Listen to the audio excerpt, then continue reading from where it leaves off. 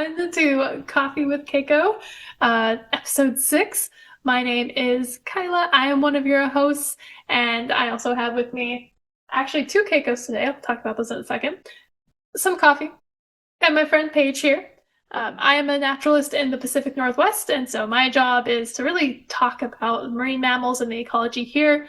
And Paige, she loves animals and is super knowledgeable, but she wants to know more. So she's here to ask me questions so we can really dive into it. Once again, I'm kind of focused on the Pacific Northwest, but I like to talk about a broad range of things from around the world. And I did get a comment from one of the past episodes was basically like, is this scripted? How do you know what you're going to talk about? And it's not scripted. So most of basically anything Paige says, I don't know she's going to say it, and I have to respond on the fly. So it's a mix of I'm kind of going through and kind of coming up with ideas and accurate data and reading scientific papers that have notes beforehand that sometimes help kind of put up the guidelines around an episode, but ultimately what we actually talk about is we don't know until it happens. What I'm vibing for the day. Exactly. And behind the scenes here also we have the Keiko, and I wanted to give a little bit of history about my Keikos. This is actually the older one. It is very roughed up. I think I got it when I was like 4. You can see it's well used. It's got the stains.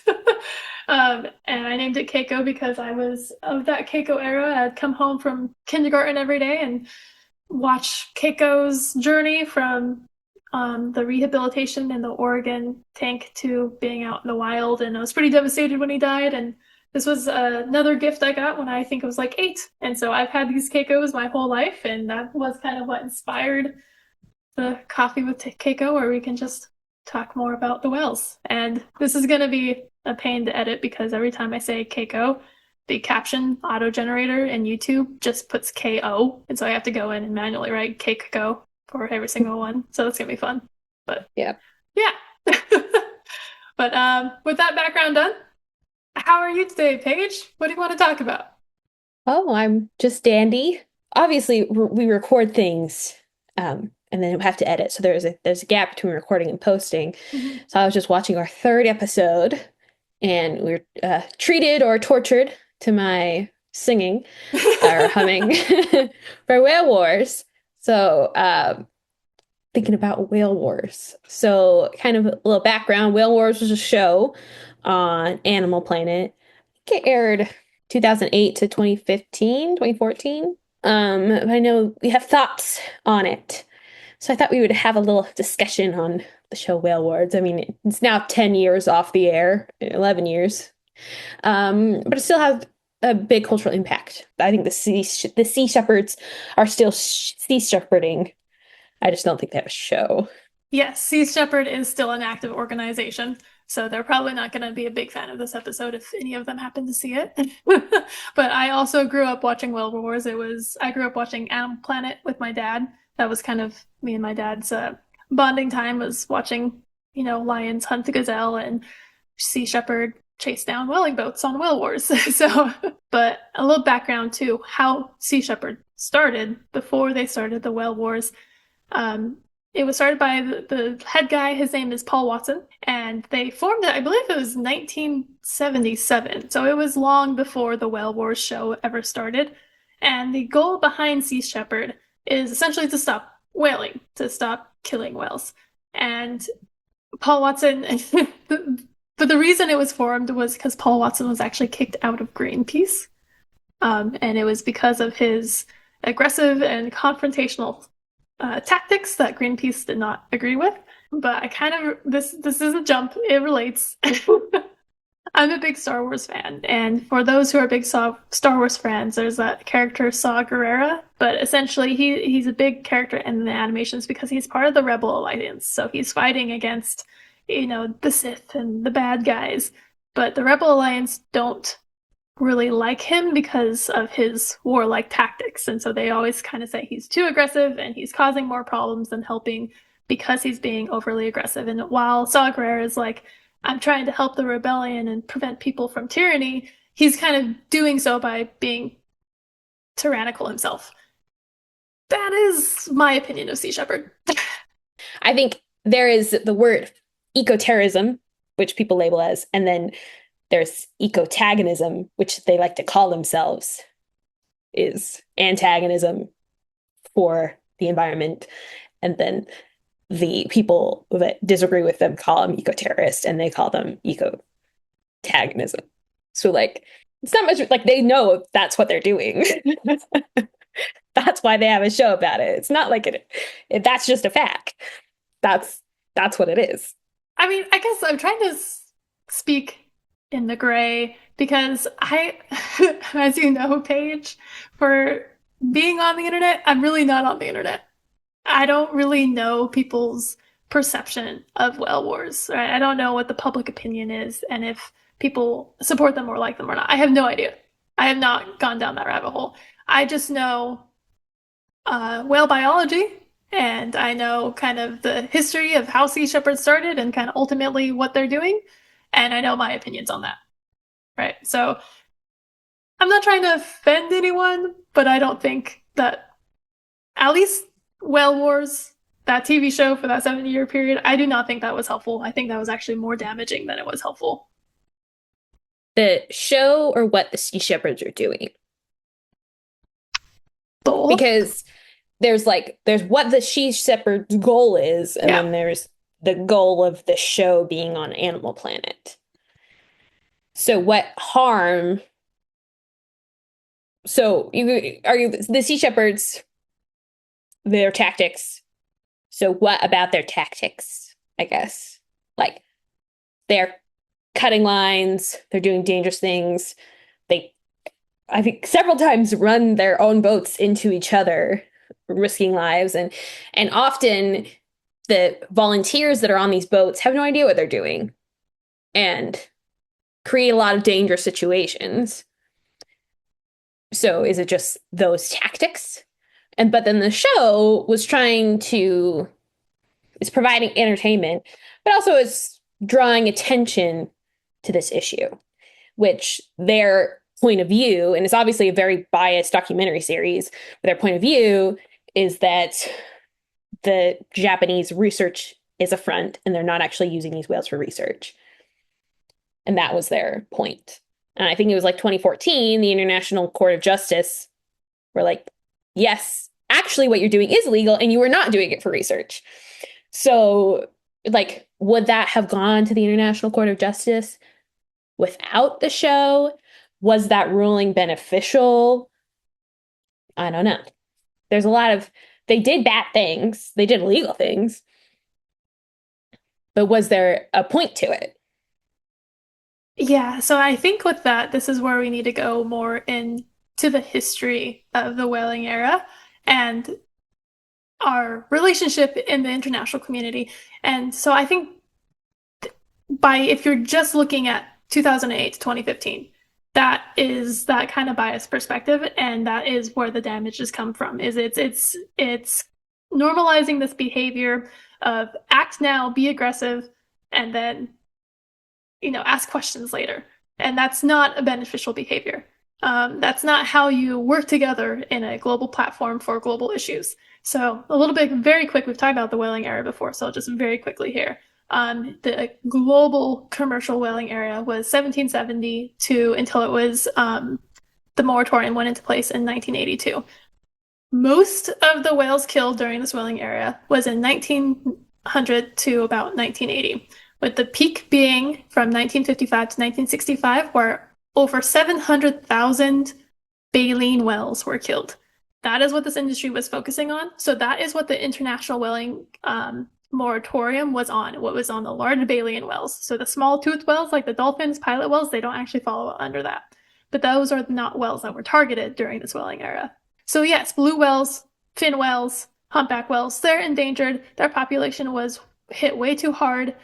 So let's level back the whaling and let's focus on the species that one can handle it and have not been targeted and so don't have decreased populations. So the Japanese, they were whaling in Antarctic waters. That's where they were whaling, is specifically in the Antarctic waters.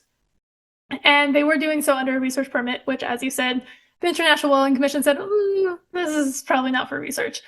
Like, yes, they were lying entrepreneurs, but that makes it seem like they were doing this kind of very big, awful thing, which is not necessarily the case. Whaling is still allowed in some cases, and it's not necessarily breaking international law.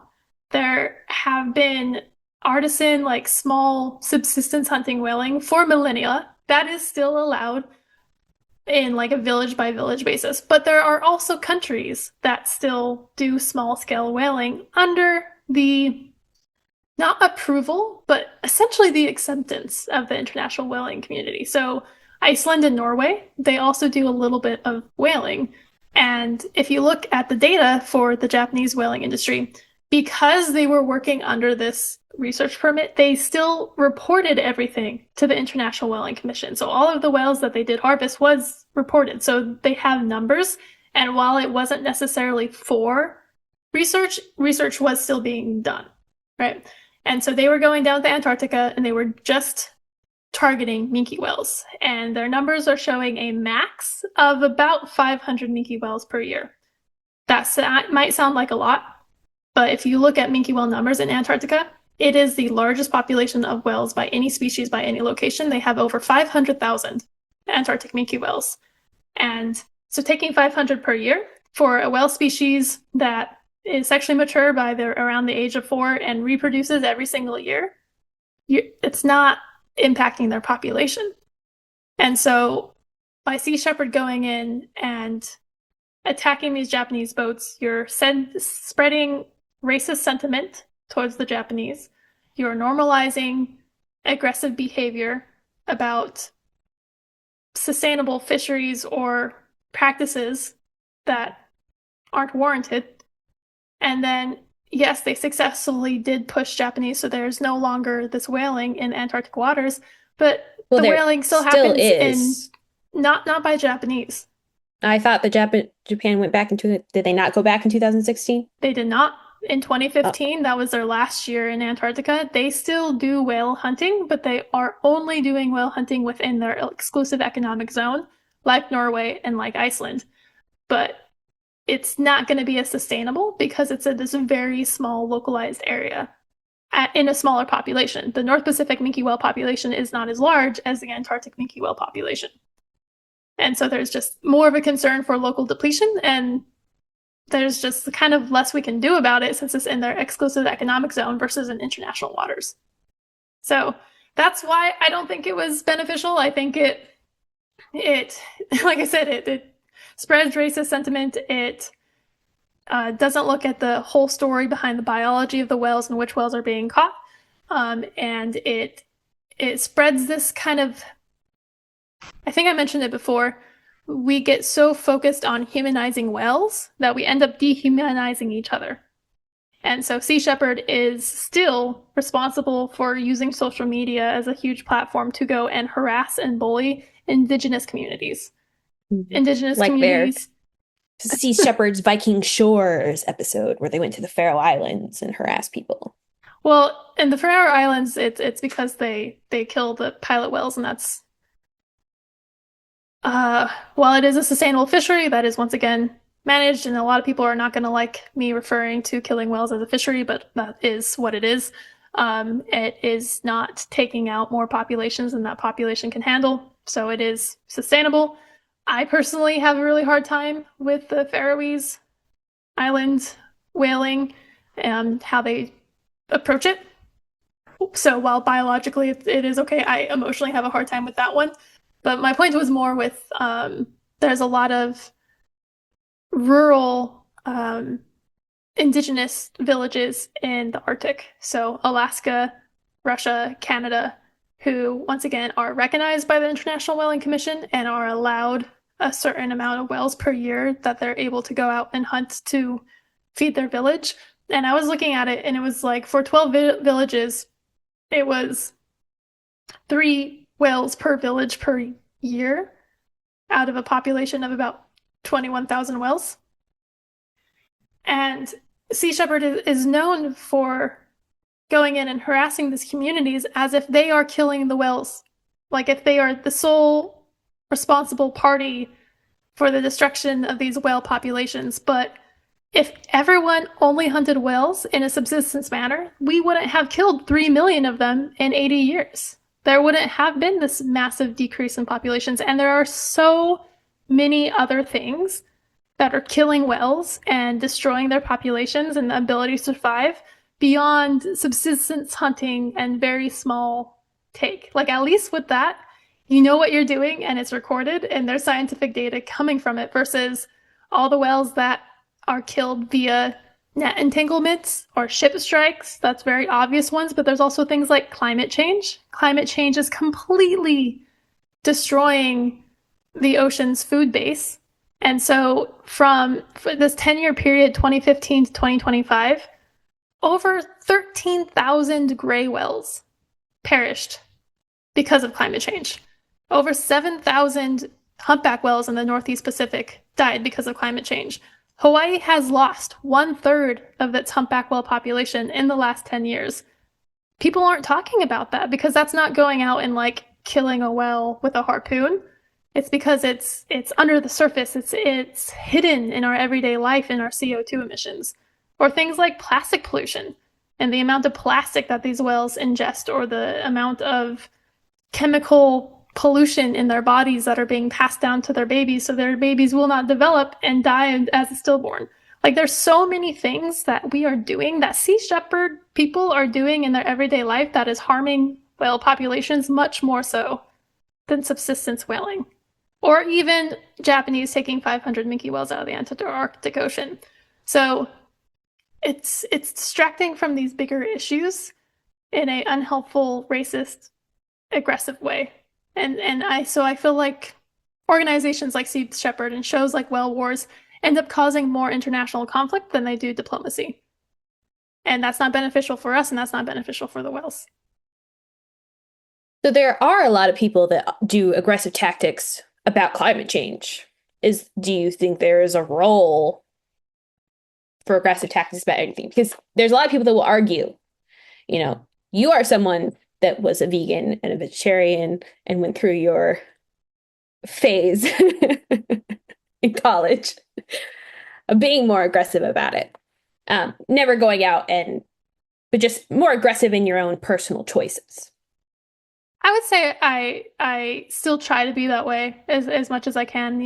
Being an American and living in a city, there are choices I make, that are definitely less sustainable than living in a rural indigenous community in Alaska.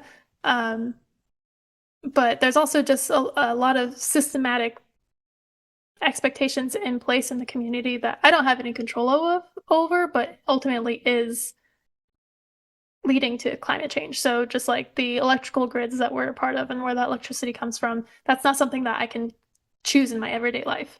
Like, I don't know how to make a shoe or a shirt, so I have to go out and buy a shoe or a shirt, and I don't necessarily have any control about if that shoe or shirt is doused in flame retardants before I buy it.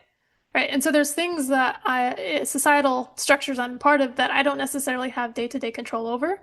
The only thing that I can control is essentially how I spend my money and how I spend my time. And so I don't eat red meat, and I don't eat meat from factory farms, because factory farms and red meat causes much more CO2, much more pollution, and in that case could potentially be harming whales more so than if I went to Alaska and ate a whale steak. So I'm not vegan, but that is because the issues around palm oil and deforestation and soy. So it's all just kind of trying to be as knowledgeable and being conscientious of the choices you're making and making sure there's a reason or a meaning behind it. That's like the everyday person. Right. Because it goes way beyond sea shepherds. Like, right. People are breaking in to factory farms. People are doing this all of the time. And there's people that dedicate their lives to this view because people that believe in climate change and that care that the climate change is killing not just whales, but has a greater effect on all ecological systems of the world. And therefore, everything in the ecology. So the argument is, should everyone just be like us? Or is there a role for people to make these big statements, to fight? Because everyone doing their small thing will not make a huge impact. Corporations and factories have to take accountability. And is there a role in doing shows like this or stuff to make people more aware, to put pressure on this? If they weren't just attacking Japanese, if they were just attacking a corporation, like if they were just attacking Walmart and Walmart was the one doing the whaling, you would have a very different opinion because it's a corporation looking for money. Probably, but also I think, like I said, scale matters. So with the whaling, if you're taking 500 out of 500,000 and it's going to feed the people in Japan, which is potentially more sustainable than shipping factory farm meat over from America, like it's the context does matter. And so I do not agree with the loud statements against localized, sustainable, conscientious whaling, right? They're not going after endangered species. They're not going after species that are decreasing. And since we're talking about climate change, like because the minke whales are so fast reproducing, as climate change is changing the populations of krill, there's a very real concern that the high minke whale populations are preventing the increase of blue whale and fin whale and humpback whale populations because they're outcompeting them since their populations were never really targeted. And Sea Shepherd is missing all of that context. There's also things like krill oil, which is not necessary. And yet that's a huge multi-billion-dollar industry that's harvesting krill and is competing with the whales, which is going to be more of an issue with climate change. So I'm against aggressive tactics, against responsible resource use. Climate change is not responsible resource use. And if you look at the context, it's not something like, oh, this is reasonable.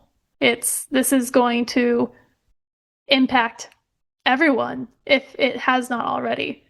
And so I do not agree with life-threatening tactics, but more loudly outspoken activism to try to dismantle very powerful capitalist corporations that are not listening to ecological red flags is necessary in some sense for the survival of our society.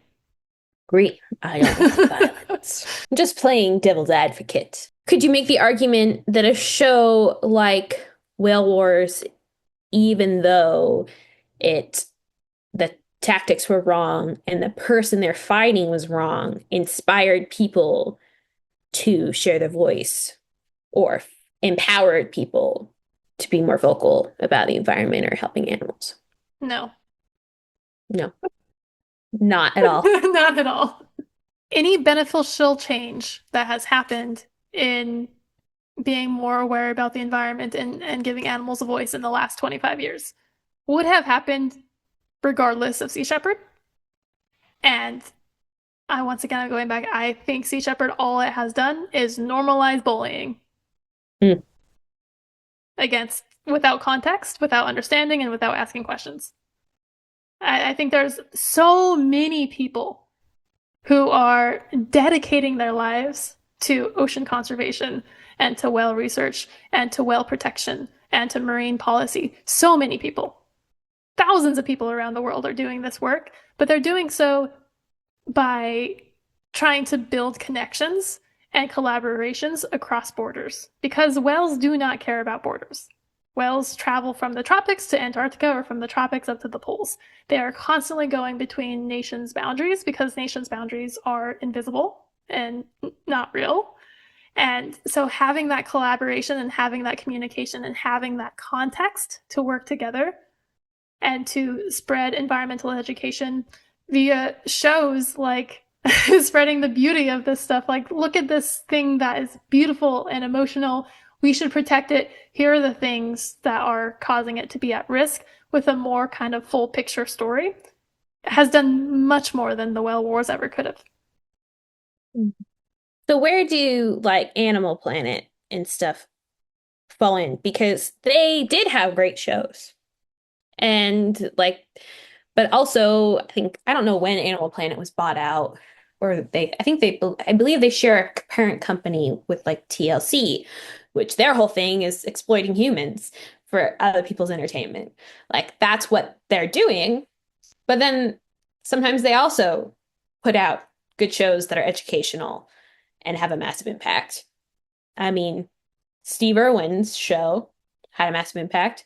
It also had a massive impact on the She Shepherds. They can name one of their boats the Steve Irwin, you know? So people are using these, they're trying to categorize themselves. And so, how does a viewer going out determine, or does Animal Planet have a fault in this? Because the She Shepherds, what they're doing was bad, aggressive, and racist. What was Animal Planet's role? Or are they just another big corporation? That are we allowed to bully Animal Planet? Are we allowed to bully the She Shepherds? Who are we like what what is the line on bullying? You're allowed to bully a corporation, but there's still people running that corporation. There's people making their livelihoods off that corporation and feeding their kids off the benefit of that corporation. So who's allowed to be bullied? Are we just allowed to sing Kumbaya in a circle and hope the world gets better?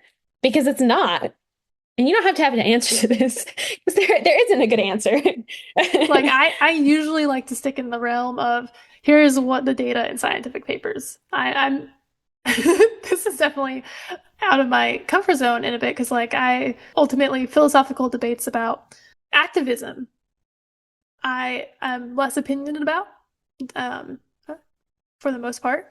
To answer the bullying, I do not think we should be bullying Sea Shepherd. I just think we shouldn't be endorsing them. And I think that's a big difference, right? We're not Mhm. saying, hey, you're terrible people, because I don't think they are.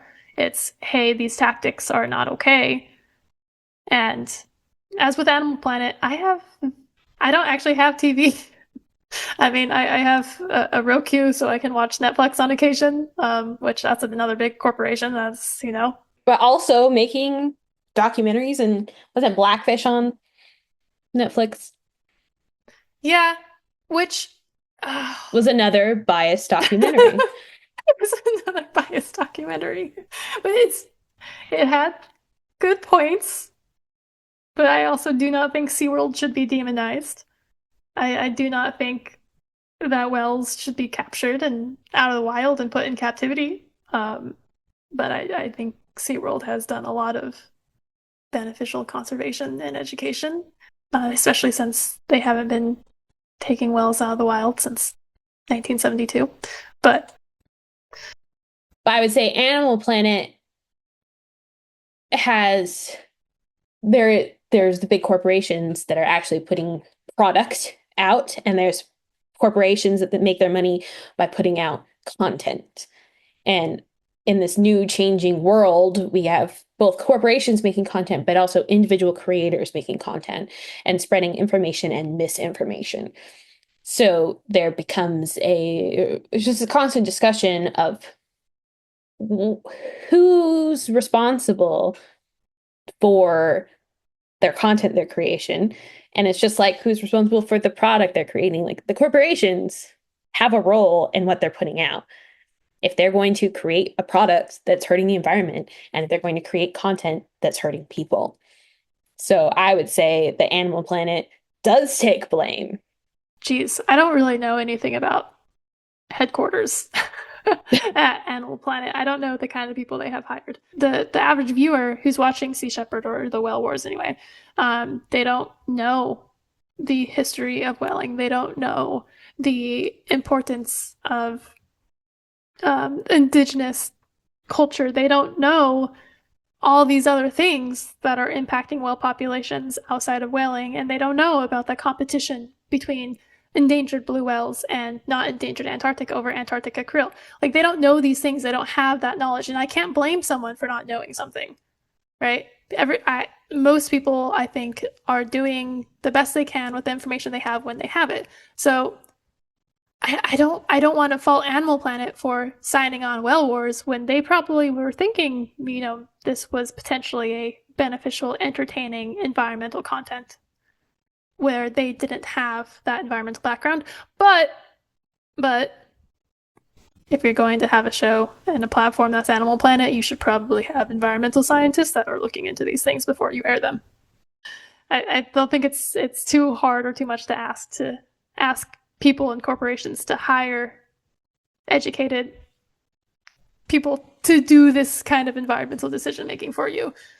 I guess my question, which we've already answered, is that no, there is no reason to do violent and destructive things, no matter what our goal is, because we should have humanity and not be violent and destructive to other people and just putting money where their mouth is. But we still need to, in some way, put pressure on corporations.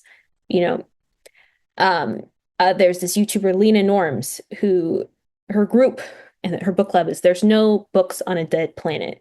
And the whole point is to make these decisions and choices with your values and choose with your money, but also we need to put some pressure on corporations to make better choices, because no matter what we do, there needs to be some level of pressure, and where that pressure is coming from has to be us.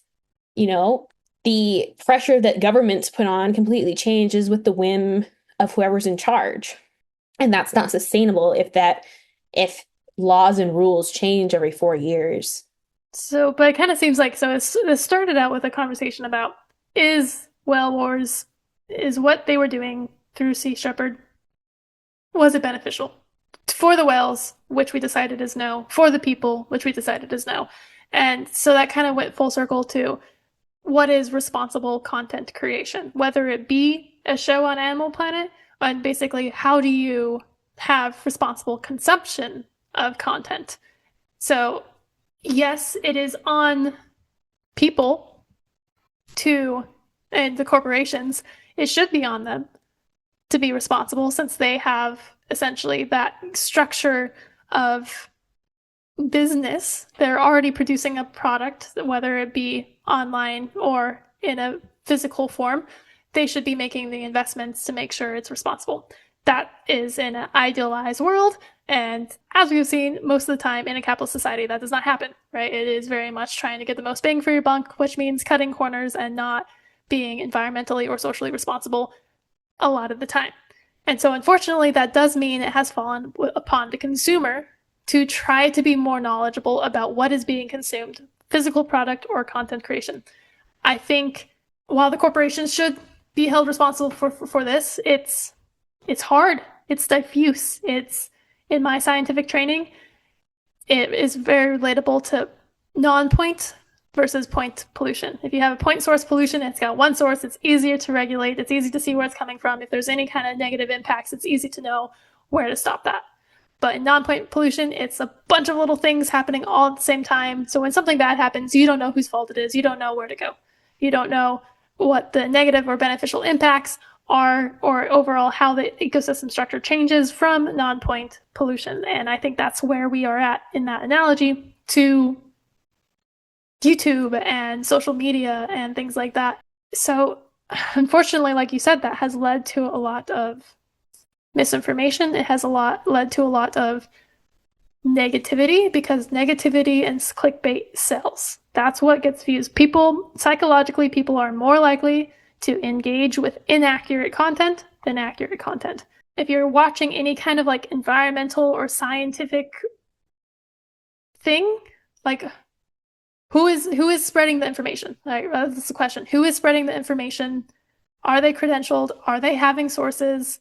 Or are they using human psychology to make you feel emotions that may or not be relevant? Are they using black and white framing of issues? Or are they actually talking about the intricacies that go into these issues? Because that's what I see a lot of. That's what I see a lot of here within my realm of marine mammals, is there are a handful of people on social media that I know that have gathered a following because they are piggybacking on emotional issues, and then they become advocates for an issue that they make, or black or white. So one of them that we have here is boats on the water, specifically like whale watching boats. Is whale watching boats ethical? Or the other one could have been SeaWorld, and is whales in captivity ethical, and things like that. Most of these issues have a gray area, and most of these issues have benefits, right? It is not black or white. It's that we are humans, we are acting in a human world, and we care about the things that we have emotional connections to. So if people are connecting with the environment and want to protect the environment because they're watching a show on Animal Planet, that's great. If people are connecting with the environment and they want to protect wild whales because they saw a dolphin in SeaWorld and are like, oh my gosh, this is an amazing animal, that's a good thing. If people are going out on whale watching boats and seeing whales out in the wild and going like, wow, I want to make sure that whale doesn't starve to death and is getting enough salmon, that is a good thing. All these how we connect people to the environment and the education we are able to perpetuate, where we want to value this thing and the system that we live so separately from but depend so heavily on, is necessary. So it's like, that's, I guess that would be my only advice, is like, if you are watching content, unfortunately, do your own research. Unfortunately, that means, like, when I say do your own research, figure out who's talking, if they're credentialed, and if they are being aggressive or black and white on an issue that's probably not black and white. Keep an open mind, right? And I think there's been so much politics lately. Oh my gosh. And people just feel like they get backed into a corner and they're pigeonholed into their one opinion. And that's silly. That's silly. Don't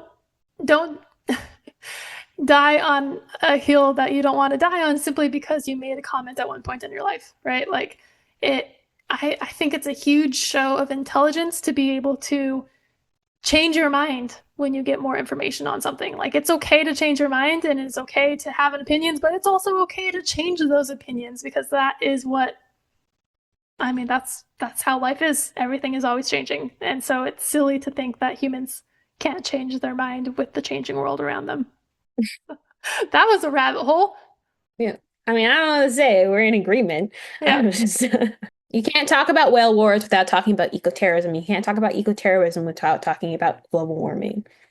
And you can't talk about corporations without talking about all the corporations, whether they're creating a product or I probably got very off topic. We should probably trash the whole video, but